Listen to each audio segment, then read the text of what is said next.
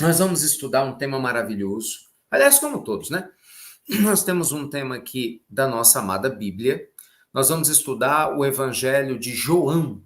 João 8, versículo 32. Na realidade, eu vou começar pelo 31. Coloca aí, João 8, versículo 31. Fica melhor. Bem, antes da gente começar nosso estudo aqui do Evangelho de João, você já sabe, né? Like no vídeo.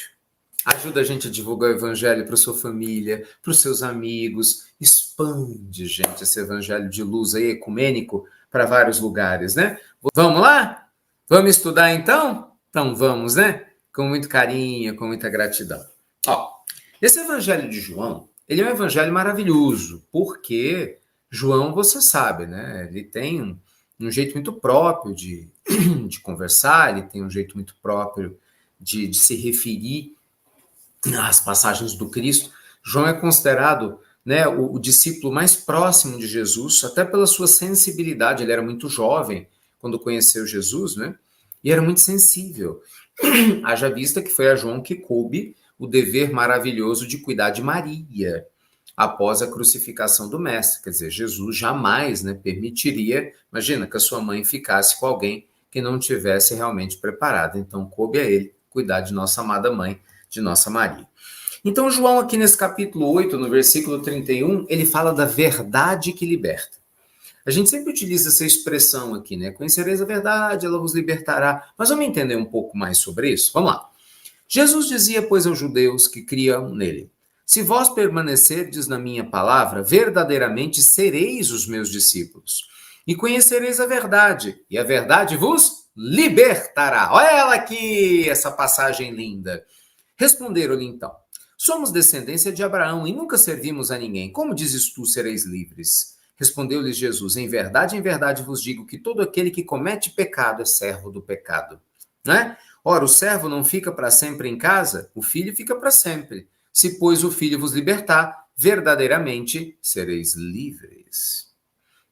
Olha que interessante, gente. Olha só que interessante. João, ele traz uma metáfora dizendo que todos nós somos escravos do pecado. Vamos entender primeiro isso aqui, né? O contexto. A gente precisa contextualizar todas as falas bíblicas de acordo com a época, as expressões. Então, a expressão pecado era utilizado para toda transgressão da lei divina. Então, se fosse hoje, dificilmente você ia usar essa expressão, né? Hoje, a palavra mais adequada para o sentido da palavra pecado, como ela é empregada na Bíblia, é isso, é transgressão da lei divina, é erro perante a lei cósmica. Então, todas as vezes que eu cometo uma transgressão da lei divina, eu estou, abre aspas, errando ou pecando. Então, o que isso quer dizer? Todas as vezes que eu cometo transgressões, eu sou escravo das consequências. É isso que João está falando. Né? Você comete um pecado, você comete uma transgressão. Então, a consequência te aprisiona. Você vai ter que lidar com ela. Não é assim? Então, eu faço maldade para alguém, isso volta para mim. Eu tenho que lidar com isso. Né? Eu engano alguém, isso volta para mim. Eu tenho que lidar com isso. Eu vibro negativamente em relação a alguém, isso volta para mim. Eu vou ter que lidar com isso. Tipo assim, não tem jeitinho na lei divina. Aí, João traz para nós que Jesus ensina. Presta atenção. Conhecereis a verdade vos libertará. Então, Jesus, gente, por isso que eu amo essa passagem. Jesus, ele coloca o conhecimento da verdade como a condição básica, ou uma das, pelo menos, para que a gente realmente possa se libertar do erro, das condutas equivocadas que a gente sustenta na vida. É ou não é? Então, aqui, esse é um daqueles temas, como eu digo para vocês, né, que a gente adora essa expressão, tanto que eu uso ela sempre aqui. Você abre uma porta, aí você bota a carinha lá dentro. Você abriu,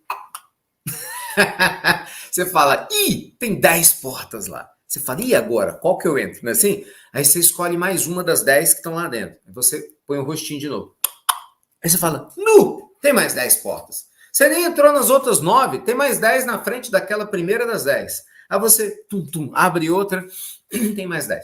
Então, são temas que são muito profundos. Cada caso é um caso. É óbvio que cada circunstância é uma circunstância, cada pessoa é uma pessoa. Mas existem alguns pontos comuns que são indiscutíveis perante a lei divina e que a gente não precisa ficar reticente em assimilar como sendo uma grande referência. Então, quando Jesus fala da verdade, é óbvio que ele não está se referindo, conhecereis a verdade que você tem do seu ego, ou a verdade que eu tenho do meu. Ele está se referindo à verdade de Deus.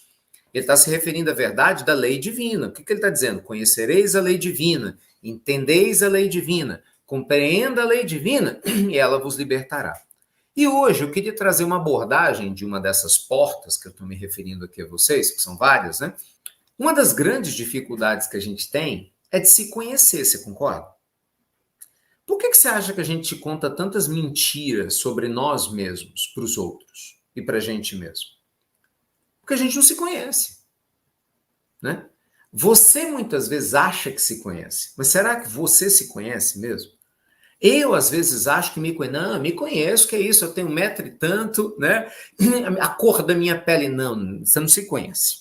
Isso aí você está descrevendo seu corpo físico. E olha lá se conhece ele direito. Nós estamos falando da tua alma, criatura. A nossa alma, gente, é uma alma, né, que não, ela tem início, mas não tem fim. Então, nós temos a imortalidade da alma. Nós temos uma alma que traz uma bagagem espiritual, existências que a gente esqueceu, experiências profundas que nós esquecemos.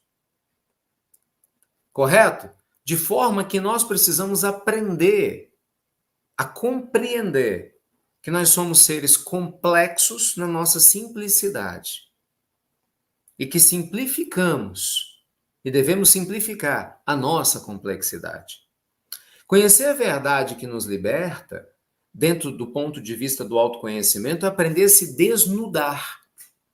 Né? No Evangelho, em especial no livro A Gênese, Kardec, logo nos capítulos iniciais, ele fala do caráter da palavra revelação, mostrando que revelação, né, vem lá do latim revelare, quer dizer, tirar o véu. Então nós precisamos tirar o véu, revelar, mostrar o que está escondido por trás de um monte de egoísmo, de um monte de medo, de um monte de angústia que normalmente nos caracteriza. Então, conhecer essa verdade significa ter coragem de você entrar no seu mundo íntimo. Olha que interessante, eu no meu. E a gente olhar lá na infância, na adolescência, na fase adulta, nossas crenças, nossos medos, nossas angústias. Tentar compreender o que é nosso e o que não é. Veja, eu não estou nem falando de vida passada aqui, tá? Presta atenção. Eu não estou nem falando de vida passada aqui. Não vou nem entrar nesse mérito hoje. Um dia nós falamos disso. Falando dessa vida mesmo. Quantas coisas você carrega da sua infância e você nem sabe? Traumas. Crenças. Quantas lembranças te acompanham do teu passado que você quis esquecer para dar conta de continuar vivendo? Tem gente que foi maltratado na infância, sofreu bullying. Tem gente que não foi amado pelos pais. Tem pessoas que foram mal na escola, passaram por problemas financeiros, foram humilhados. Tem gente que teve abuso sexual, né? Tiveram pessoas que tiveram, assim, um monte de experiências diversas numa infância ou numa adolescência que não foram nada fáceis, não é verdade? Algumas a gente traz na mente. E isso marca a gente. E aí a pergunta é, você conhece a forma da lei divina de interpretar adequadamente isso para não te prejudicar? Qual é a verdade da lei divina sobre isso tudo? Outras coisas a gente nem guarda mais no consciente, a gente manda para o porão do inconsciente para a gente dar conta de continuar vivendo.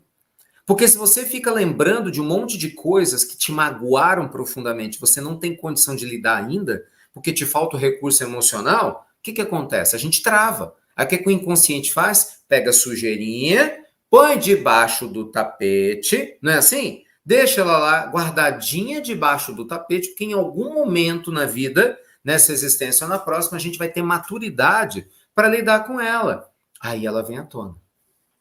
Então você pode ter certeza que muitas coisas que vocês e eu experimentamos não são de agora. Veja, muitas vêm do passado sim, tá? Muitas vêm das reencarnações anteriores, não tenho dúvida nenhuma disso. Você já nasceu com essa herança na sua memória dos corpos espirituais, e a gente traz isso.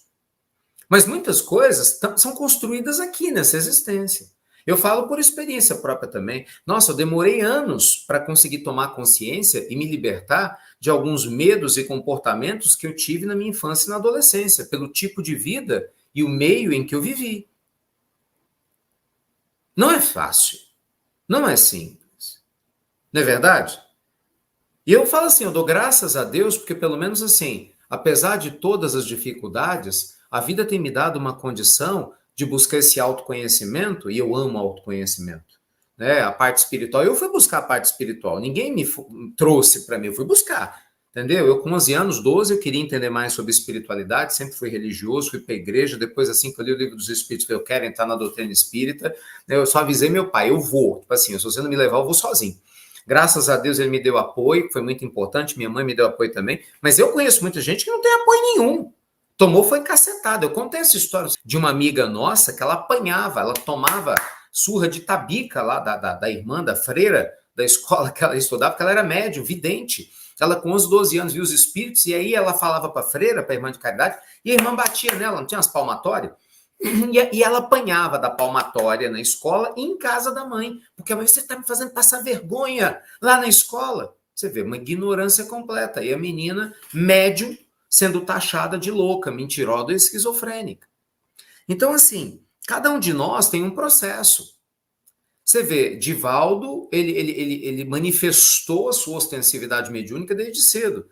Né? Mas ele começou realmente a tomar um direcionamento na sua vida depois dos 11, 12 anos. Ele já contou diversas vezes essa história, quando um dos irmãos dele desencarna. E esse irmão mais velho que desencarnou grudou nas pernas dele. E ele ficou quase um ano paralisado em cima da cama. Olha que coisa. Era adolescente, ninguém via nada, fez-se os exames, não tinha absolutamente nada. Mas ele não conseguia levantar. E se não fosse por uma médium, né, que acabou passando ali por Feira de Santana e por falta de recurso, a mãe dele, que era meio resistente, aceitou a visita da médium e ela viu o irmão dele grudado nele, sabe Deus o que poderia ter acontecido? Não é profundo isso, gente? Então, assim, por que eu estou te contando essa história? Cada um tem sua história. Mas a gente não pode se esconder atrás das próprias dificuldades. O Divaldo sofria muito com o pai dele. O pai dele era muito complicado. Chico, a mesma coisa. O pai do Chico não era aquele pai exemplar. Entende? O Chico, sempre muito bondoso, generoso, nunca falou mal do pai dele. Mas quem conhece a história sabe. Infelizmente, o seu João Cândido não tinha a maturidade e a grandeza espiritual que as duas mães de Chico tiveram. Mas o Chico seguiu. Ele teve que lidar com isso. O Divaldo teve que lidar com isso. Você entende? Então, assim, gente, muitas vezes nós trazemos dificuldades que estão nos prejudicando e a gente não quer enxergar a verdade. Pô, Ricardo, mas que verdade é essa? Essa que Jesus falou, meu filho. Para a verdade te libertar, você tem que enxergar você tal qual você é. Você vai falar, mas como eu sou? Um ser divino. Você é um ser de luz, que está transitando e acordando para a tua divindade. É isso que eu sou e você é. E no meio desse processo maluco que a gente parece passar, de bater cabeça, né, de perder a sanidade, a gente vai se conhecendo. Você vai desvelando-se, lembra? Desvelar. Você vai tirando o véu. E na medida que você tira o véu, você vê coisas lindas dentro da sua alma que você fala, não, eu não tenho isso, não é possível. Eu, inseguro? Não, eu não sou capaz de fazer isso. Mas eu tão medrosinha, eu não dou conta de fazer isso, né? Você fala, eu, morrendo de receio, eu não consigo, eu nunca vou ser ninguém na vida. Meu Deus do céu. Gente, Jesus disse, vós sois deuses. Quando a gente não compreende, a nossa luz, a gente fica desesperado em busca que os outros compreendam a nossa luz. Quando nós estamos carentes de nós mesmos, né? Quando nos falta essa autoaceitação, esse autoentendimento da própria vida que a gente teve, o auto-perdão, que a gente precisa aprender a se perdoar, né, gente? Perdoar a vida que não teve, perdoar a infância difícil e dura. A gente precisa aprender a se perdoar por muitas coisas. Nossa, demorou para me perdoar de muitas coisas, estou falando sério. Porque a gente, às vezes, criança, cria muitos bloqueios internos, né? Eu era muito tímido na escola, então eu só sabia estudar. Então, na época, eu sofria muito bullying. Só que não tinha esse nome, né? Não se chamava de bullying ainda. E eu achava que a culpa era minha. Você vê como é que são as coisas, né? Eram relacionamentos abusivos, é verdade. Eu era quietinho, não incomodava ninguém, mas sempre tinha um menino mais chato, mais brutamontes, que vinha, que incomodava. Aí eu não namorava as menininhas, né? Porque todo mundo, menina é assim, né? Ah, fulano namora. Não, eu acho engraçado as crianças. Eu tenho 5 namorados, meu filho. Se você soubesse o que significa isso daqui a uns 10, 15 anos, uma só dá uma dor de cabeça, vai querer 5. Você quer 5? É criança mesmo. Aí as meninas, não, porque o fulano gosta de mim, o Beltrano gosta de mim. Eu fico olhando Isadora, né? Novinha, de vez em quando chega aqui, não, porque tem um menino, eu finjo que tô lá com o ciúme. Como assim? Que menino é esse? Que não sei o quê. É muito divertido. E os meninos acham que é maravilha, né? Tem um punhado, mal sabe. Deixa os distraídos crescerem. Mas aí, o que acontece? A gente fica nessa insegurança danada, né? Você fala, poxa vida, eu não dou conta, eu não consigo. Gente, quantas crianças, esse negócio é muito sério, né? Às vezes a criança, ela não recebe afeto do pai e da mãe, ela acha que a culpa é dela. Ela acha que a culpa é dela. Você tem noção de como isso é grave? Ela se culpa, às vezes você é uma criança, né? Às vezes o seu pai e a sua mãe que tem problema emocional. Eles têm problema de afeto, de toque, de cuidado, não tem nada a ver com você. Como eles não souberam tratar disso, não é por maldade, eles não deram conta, não tinham conhecimento. A verdade não libertou, porque não conheciam a verdade. Então foram perpetuando. E de repente você, criança, imagina, frágil, você só quer né, ter a aprovação do mundo, dos pais ou de quem cuida de você, e de repente não consegue. Aí vem frustração, baixa autoestima, ansiedade, medo, insegurança e um monte de outras coisas. Então, se a gente não aprender a se perdoar, se a gente não aprender a perdoar aqueles que não deram conta de oferecer um pouquinho mais do que a gente gostaria, a gente não segue a vida. E aí vem a reencarnação, né? Para nos mostrar, olha como isso é lindo. A reencarnação vem nos mostrar que essa infância difícil, ou adolescência eventual que a gente tenha passado complicada, ela tem um porquê. Não é? As pessoas que reencarnaram conosco para serem nossos irmãos, nossos pais ou nossos familiares, têm um porquê. Não é do nada. Tipo assim, caiu de paraquedas. Não. Então, o nosso olhar carinhoso, o nosso olhar de perdão tem que ser maior. Porque eles também estão trabalhando para se libertar, meus amigos. São nossos vínculos, amores, também estão. Outras crianças agressivas. Imagina uma criança para ser agressiva sendo criança. Imagina o tamanho da dor que esse espírito tem dentro dele. Ou porque traz do passado o desequilíbrio e não tem a menor noção, porque é criança. Ou falta o direcionamento, até a firmeza, que muitas vezes os pais precisam ter e não tem, né? Porque tem muito pai banana, você sabe disso. Né? Você ter o pai banana é tão ruim quanto o teu pai autoritário. Todo extremo é complicado, né? O pai banana tudo pode, mãe banana tudo pode. Não quer ser bonzinho com o filho. Tem que entender o seguinte, você não tem que ser bonzinho com seu filho, tem que ser pai. Você tem que ser mãe. Confunde as coisas não. Você não é amiguinho do seu filho, é amiguinha da sua filha. Não é? Você tem que ser pai e mãe. O que é ser pai e mãe? Amar. Amar significa com carinho e amor, mas muitas vezes corrigir, dizer sim, dizer não. Às vezes seu filho vai falar, eu não gosto de você. Faz mal, não, eu te amo do mesmo jeito. Quantas vezes eu falei isso aqui em casa? Nossa, mãe do céu, Rafael. Rafael era difícil demais. Nossa, difícil demais. Hoje é uma maravilha de menino. Graças a Deus, já veio aqui, já foi trabalhar, já fez as coisas. Mas era dificílimo na adolescência dele. Isadora não chegou nem na adolescência, ela é difícil na infância. Fica com raiva de mim umas 3 vezes por dia, né? Da mãe. Então, você não sei o que tem problema. Não, minha filha. Eu amo vocês do mesmo jeito. Porque se você está querendo o quê? Ganhar troféu de pai e mãe sem desagradar filho? Então você está perdido, amigo. Porque Deus não atende seu capricho, não. Você acha que Deus está atendendo seu capricho? O meu não atende nenhum. Se você me falar que Deus está atendendo o seu capricho, eu vou ficar com ciúme. Eu vou brigar com Deus. Porque os meus não atendem nenhum. Eu toda hora falo lá, eu vou com as lenha-linhas, lenga-lenga. Ai, meu Deus, Senhor da vida, esse trem não está funcionando. E continua sem funcionar. Eu tento fazer chantagem emocional, joga no chão, não adianta nada. Entendeu? Sabe por que não adianta nada? Porque a lei divina é para todo mundo. Sabe por que não adianta nada? Porque Deus nos ama exatamente nos mostrando que a gente precisa assumir uma postura madura em relação à vida. Nós somos crianças espirituais, mesmo adultos. Nós somos adultos nessa existência, mas a maioria de nós ainda é uma criança espiritual. Não sabe lidar com as próprias emoções, não reconhece as próprias emoções. Mistura tudo, julga todo mundo. Isso é coisa de criança espiritual. Para a gente evoluir, amigo, nós temos que caminhar muito.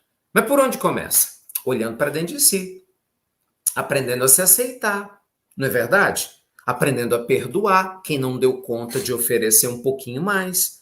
Por quê? Porque eles também estão precisando aprender a se perdoar. Então, gente, isso é muito precioso. Por isso, porque esse tema é muito profundo, né? Por isso que eu falei aqui, isso aqui é uma porta que abre 10 portas e cabe mais 10. Falar de inconsciente, infância, pai, criança doente, sabe?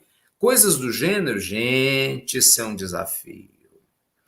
Nossa, esse é um desafio, porque assim, são muitas, né, as questões que a gente precisa trabalhar.